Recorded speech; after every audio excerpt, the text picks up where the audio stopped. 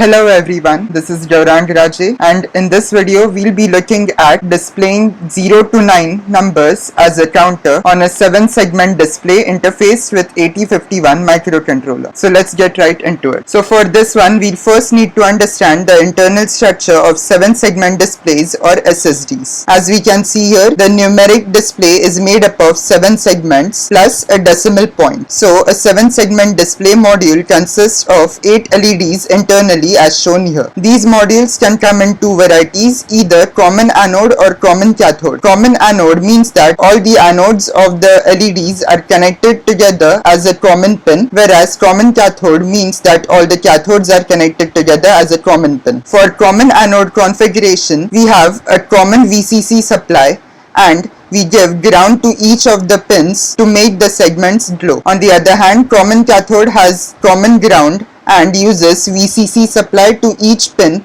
to make the segment glow. For this demonstration, we'll be writing a program that works with a common anode configuration like this one shown here. Now we'll need to create a truth table to display the numbers 0 to 9. This is because we'll need to successively move the data from port pins to the pins of the 7-segment display.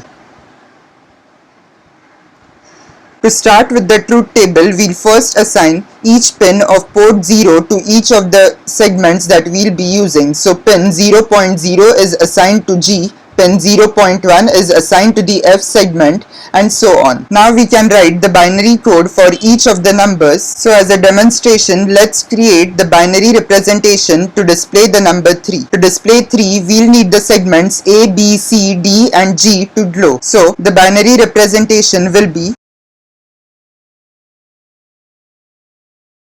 zeros for all these segments and passing the data 1 to all the other remaining segments.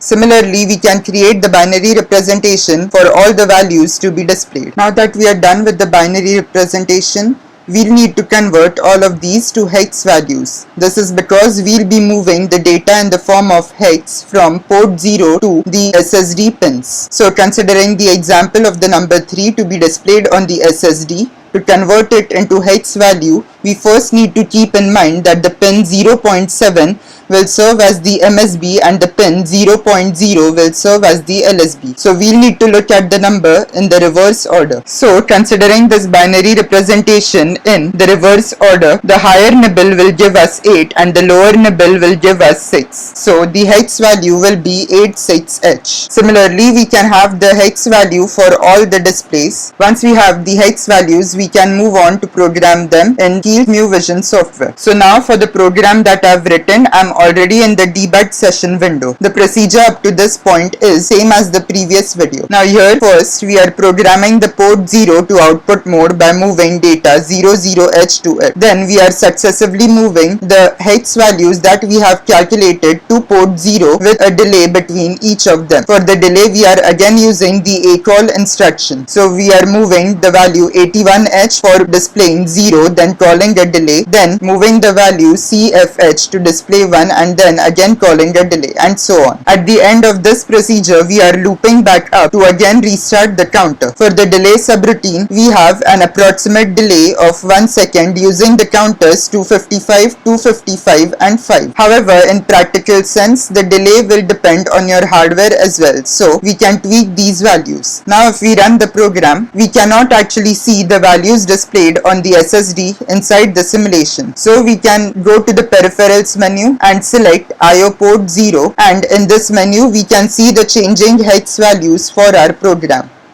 We can verify them with our calculated values from the truth table.